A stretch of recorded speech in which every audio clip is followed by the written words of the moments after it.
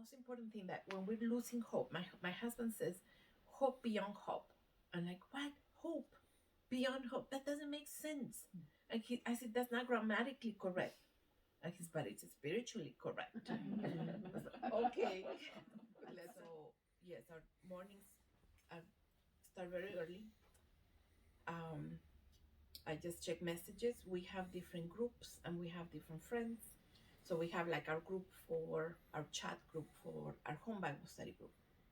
So we check with each one of them and where they are, have they moved, and have they been able to leave.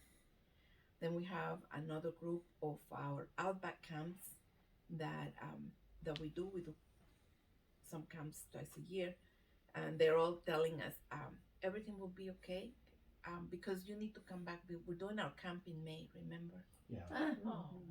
So they're trying to encourage us, or we're trying to encourage them. Um, they all thank, they say, please thank every single person that I have spoken. They say, please thank the churches in America. Thank your friends that are praying for us. We feel the prayers, and the soldiers feel the prayers. There are so many little miracles and so many big miracles. Yesterday we needed, remember it's 8 hours difference, right? So it's yesterday, like really, really early yesterday. Um, there is some ceasefire in the morning over there, from 8 in the morning to 5 p.m. It's the only time where only in an emergency you get out of your house, or you can come up from the basement of the buildings to your house, get some food or some water, or go to the bathroom or get clothes, and then go back inside. You can't be outside all the time. And so we needed to move the 5 Hispanics that are in my house across the city to another place.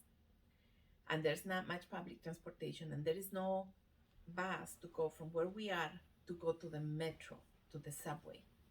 So they had to walk 40 minutes up the hill to go to the metro, go change lanes, and go to the other side. They had 2 hours to do this before 5 p.m.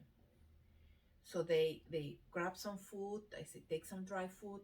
They wait for the to cross the border can be 30, 40 hours in line if you are in a car. But if then they take you down and they wait.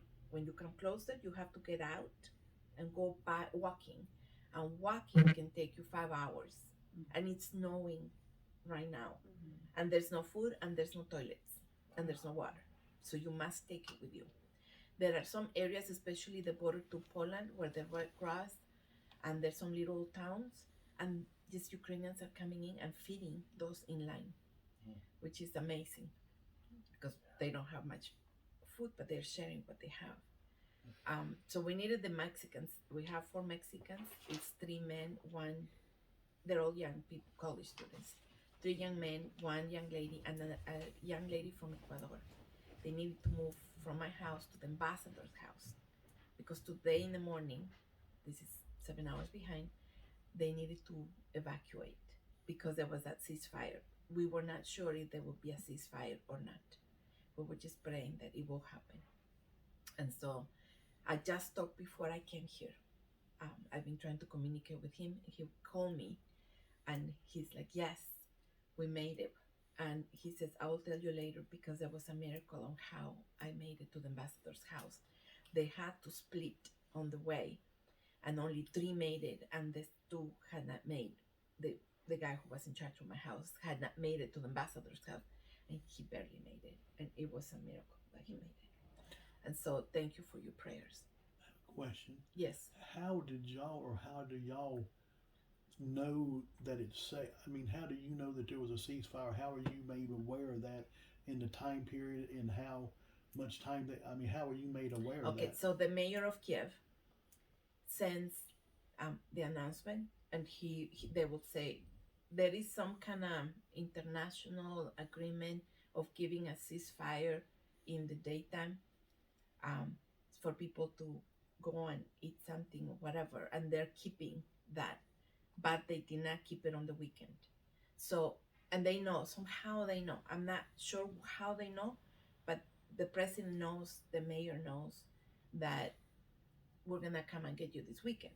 And so they say there was a strong curfew from Friday until Monday, 8 in the morning. No one could get out of the basements. So then there was the break. They said, you can get out. Maybe there are negotiations. I'm not sure how that is working. But you just listen to the mayor or the president, and they're putting in social media that, okay, there's a break from 8 to 5, and then martial law from 8 p.m. They can kill anybody on the streets. If you are on the streets, you cannot be on the streets.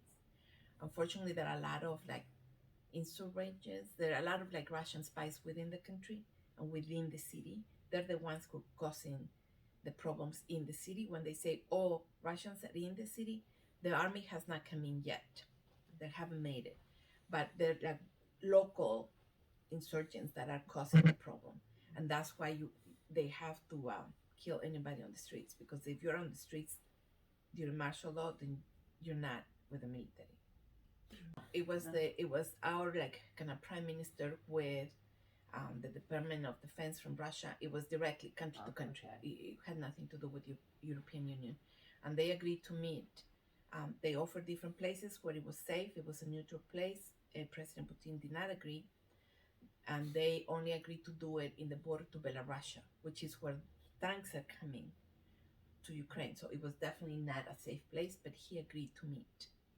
And so there was a delegation um, from both countries, and they talked. And basically, the only thing that President Putin agreed to was to have a corridor for Ukrainians to leave and give them 1 day for them to leave. That was the only thing he agreed. Of course, the president of Ukraine did not agree to that. They said, we'd rather die defending our country than run away. And so there was a referendum in Belarus that was approved. They are going to join forces with Russia to help Ukraine go back to its Slavic roots. So now what that did is it opened the door for Russian military to openly come to Belarus and for them to come into Ukraine, but as well for the Belarusian army to join forces with them. They also have moved nuclear missiles to Belarus, which means they're closer to Europe. And so yesterday in the news, before we went to sleep, sometimes we're afraid to watch the news. We have enough with the news that we get from our people in Ukraine than to add the news. And we saw there is a caravan at that time, we saw last night, of 70-mile long tanks, military equipment, big trucks with soldiers, thousands and thousands, thousands of thousands coming to Kiev. They're surrounding Kiev. The country will not, they will not consider victory until either they kill the president or the president surrenders. But he's the target number one for everyone. And the number two target is his family, wife and children. And so it's a miracle. It is a miracle that there is a ceasefire today, because they could have just continued an attack. So there is that ceasefire. People have been able to move, go get water, get some food. Where are they getting the water and the food? Okay, so there is no potable water. There is running water, but you can't drink the water. It has too many minerals. So there are they go to the store and they buy water, big gallons of water, like people buy here water. I just wondered if the stores were still open and So when there is open, the stores are open. The lines are miles and miles long, but there is water. They limit how many people come in the store, so there will be not looting, so they can control how many people come in. There are all over the city wells that this is from a long time ago, that people go and you just pump the water and you refill your big gallons. So if you live close by those wells, then you can go and get water from the wells as well. Last case scenario, you can drink the water from the tap. You won't die. It might make you sick, but you won't die. I'm not sure if I missed any other question that you had. So there are many, many miracles. Yes. This break right now is a big miracle. People have been able to evacuate. We have people from the church, from the seminary. They took all the students that were living in there. Only 10 people are left in the seminary. Um, Churches are all in the basement of the churches. And remember, when I say basement, I'm not talking finished basements, American finished basements. When I'm talking basement, most of them are either dirt, they may have cement, walls unfinished, and no heating. They have one little light. You have to turn all the lights off at 5 p.m. because they will shoot anything that has lights on. And so you have to be in dark. Or if you're in the basement with very little light, so they will not see from outside that you have that. The the people that were living in my house, they tape the window in the kitchen. So if there's an explosion, the window will not just explode inside, which is what is happening. You put things to cover the windows so that if you're inside, it won't like hit you. So people keep asking for prayers for the president, especially that he will be spared. So if you add 7 hours from this time, it's right now 6 p.m. Everybody's inside their homes now. They're waiting for the command to come full force into Ukraine. Yesterday night, their night, they started throwing ballistic weapons into the city. The Ukrainians have bombed the bridges that bring you into Ukraine and to Kiev. And Kiev is divided by a river. We have left and right bank is how we call it, the Dnieper River. No one can cross the river. There are barricades and there are soldiers in the river waiting for those that are coming from the north. But there are barricades all over around the city made by Ukrainians. They take all the rubble from the broken buildings and they make barricades to stop the tanks, at least slow them down. So that like a block away from my home, there's a barricade. They're like all over and on the main roads into downtown. Our home is not on the main road to go to downtown, but it's one of the side roads that you can take to go to downtown of Kiev.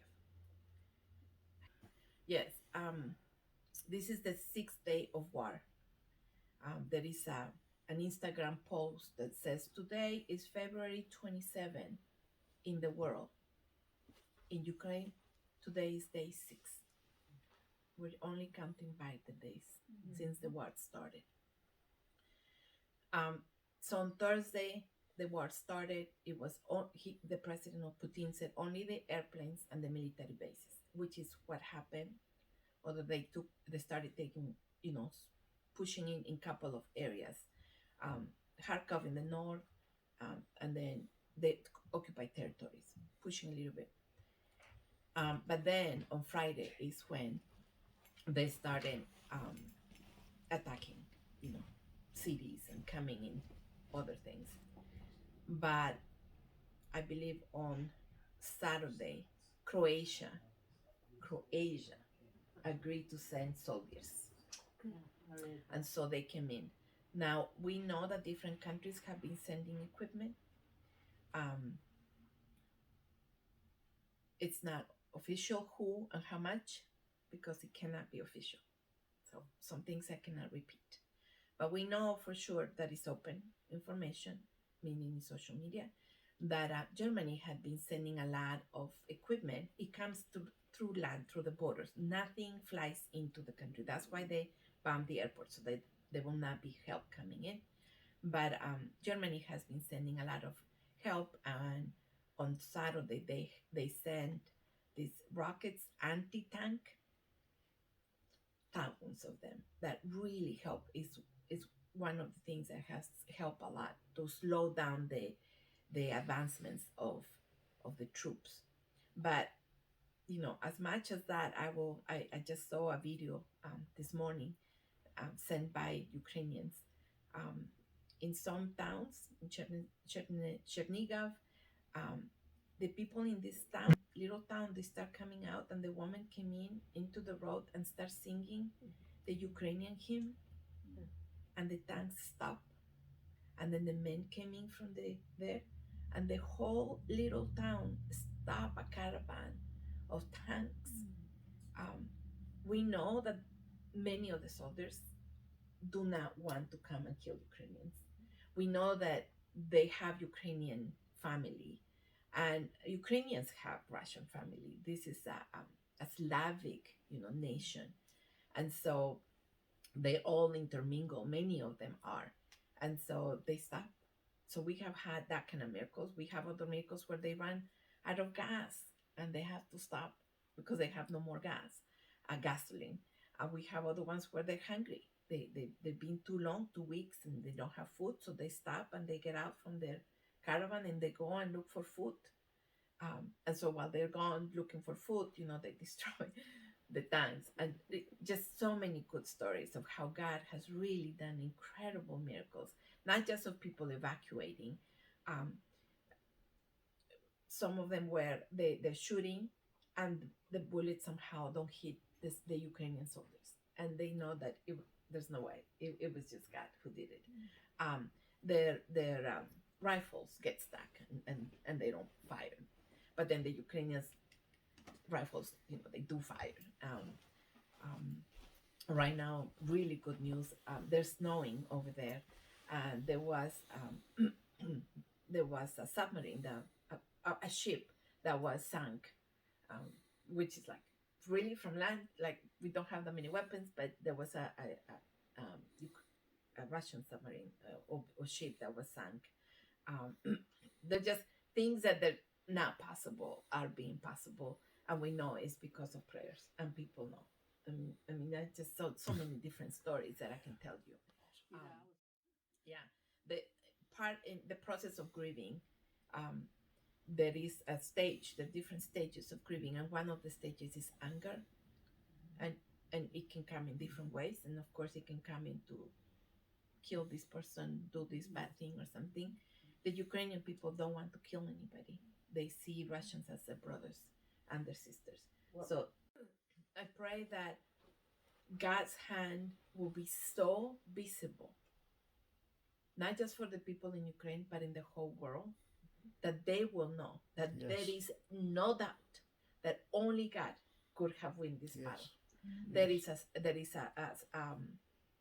Goliath, and so that only God and only God. There are so many people that are turning to God. Of course, during hard times, when you lose all your resources, the only one left is God, and so there are people that are turning to God. The most important thing that when we're losing hope, my husband says, hope beyond hope. I'm like, what? Hope beyond hope? That doesn't make sense. And I said, that's not grammatically correct. And he's, but it's spiritually correct. I was like, okay, good lesson. And so when we're losing hope, our focus should be, right, on the promise of God. Because even in your circumstances, in your everyday life, there will be things that look hopeless for you. Sicknesses, your children, something happening, your grandchildren, something happening. And you try, Satan is trying to steal our lives, our hope, our joy. And so when you're losing that hope, then we focus on the one who gives us the hope and who gives us the promises. And what I know from my life, from being a Mexican, coming to America as an illegal alien,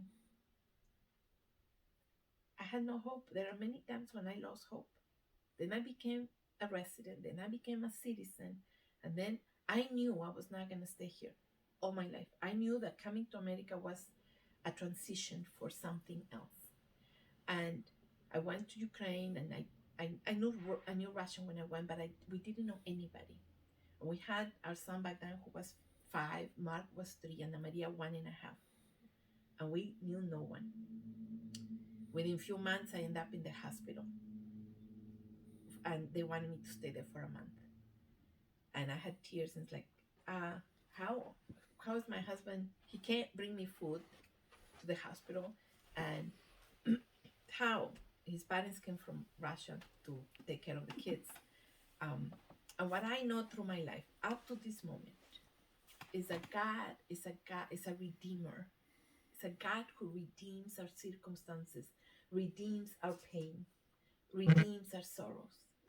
That I know 100%. How this is gonna turn out, that I do not know. Do I hurt? I hurt deeply. Do I lose hope? Yes, but I turn my eyes on the one who is the giver of hope.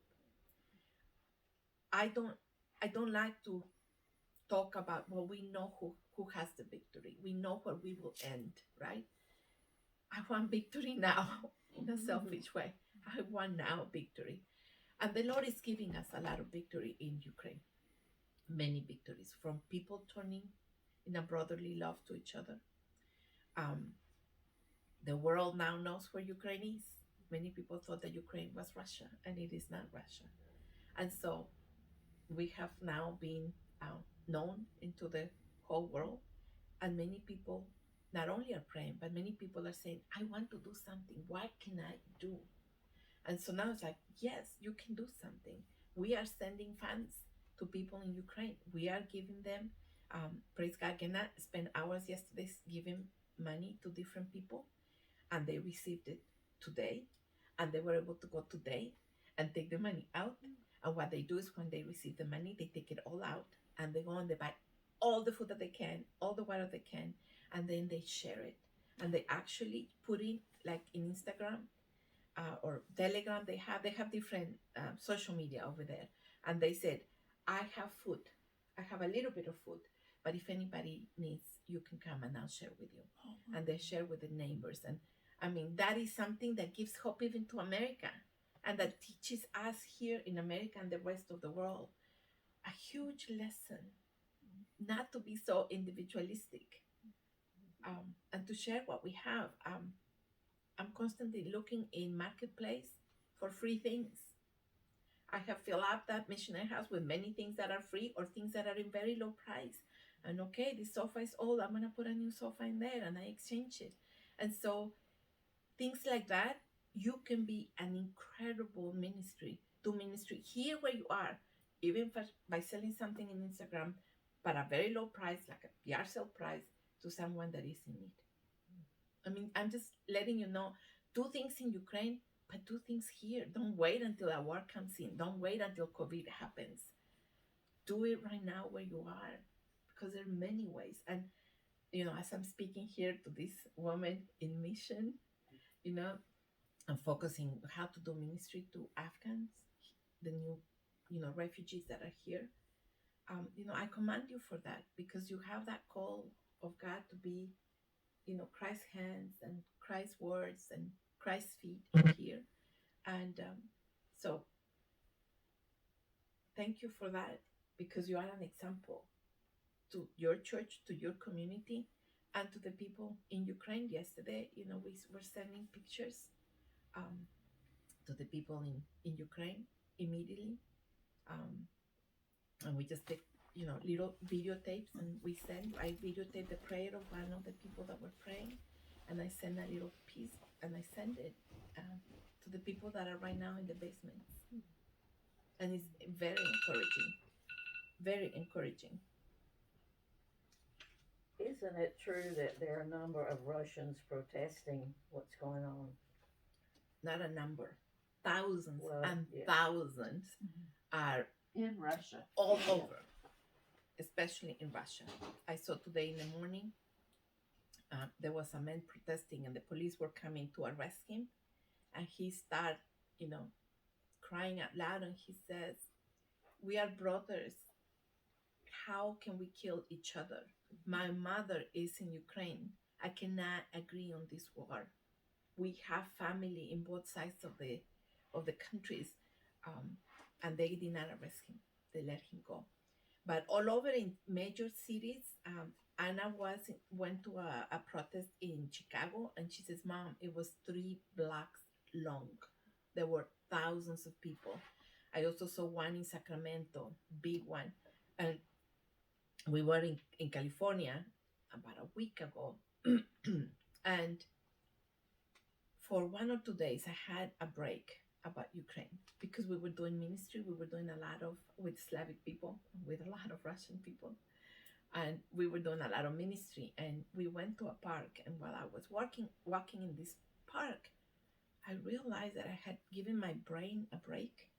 And I told my husband, I said, wow, I just realized I have rested my brain from Ukraine. I have forgotten for a minute, for a few hours.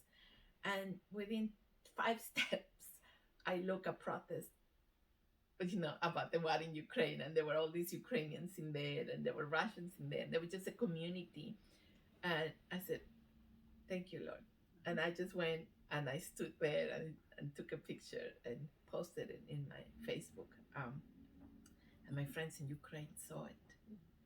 And it was very touching for them because it was before the war started. So yes, many people, they continue to protest, and now, so that they will not arrest them, what they do is they do these posters with the flag of Ukraine, and they're like, we're standing with you, and they're tying them up in the sidewalks and in the crosswalks. So nobody knows who did it, but they're there, they're all over the place. And so yes, normal people don't want war. Normal Russians don't want war. There is a person in power that has greed. I think he's not of God. And I just pray that somehow God will break his pride. Right now is his pride. That's what he's doing. He can't. He has to save face. But even with Hitler, God redeemed. There was a lot of losses, but there was a country of Israel that came out of that, right? And I don't think it equates that this is worth this. I'm not saying that. I'm just saying that God redeemed some of the pain somehow by uniting the world with a heart for the people of Israel that many people would not have ignored or never thought about Jews, right? I just read that Hitler, there was this one family that had 3 children, and the Nazis killed 2 of them, and 1 survived. And President Zelensky is a great grandchildren of the one who survived. Oh, wow. Wonderful. And to think what Hitler tried to do is now an incredible blessing for us in Ukraine, because I don't think that Ukraine has ever had a president that we have now. And I doubt that many countries in this world have had a president like the one we have in Ukraine. Well, I also heard that Switzerland, for the first time in its history, is not neutral. It's declared for Ukraine. And that in itself is almost a miracle, It's a huge miracle. And going back, I just remember, so Croatia had sent some troops. And soon after that, Moldova, Poland, and Hungary, if I'm not mistaken, decided to send military jets. And then by the end of the day, this is I think yesterday, now I'm confused because of the timing, the European Union agreed that they were going to send jets as well. So there is equipment coming by land, and now there are jets coming by air. The President Zelensky asked, the only thing I ask from any of our partners is that you help us cover the air, because the Ukrainian people have the courage, the resilience to deal with the ones that are in our land.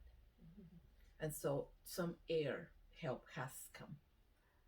And every time anything like that happens, gives more help and more courage, for the Ukrainians.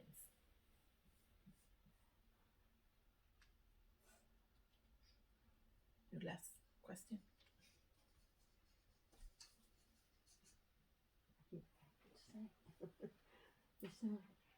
It's just I was thinking about the Afghans and the Ukrainians are all grieving the same things because they're having to leave their country that they love, and the fact that there's no space for some of the people where they're going, but they're taking them in, and it's what is such a miracle there is that the Ukrainians who are Christians are going into countries that may not be Christian, but they're being helped, and so the and the Afghans are coming to a Christian nation here, and so Christ is using this in order to spread the gospel throughout parts of the world that would not be touched if all these things had not happened. Yeah, I just want to clarify. God did not meant for this to happen. No. That is not true. And I know He you're didn't not do it, saying yeah. that, but I want to make sure that whoever watches this video, that they do not make the mistake that said, "Oh well, God meant this to happen in order for." No. God is a God of peace. All right. This is all evil that comes to steal and to destroy and to kill. Right. And God is a God of love and of life. He redeems what Satan is doing. Yeah. And so he is redeeming that part. Yeah. And so, yes, and it's becoming, God sent his son to reconcile men with himself, men with God, and men with humanity and the earth. He is reconciling. He's in the business of reconciling.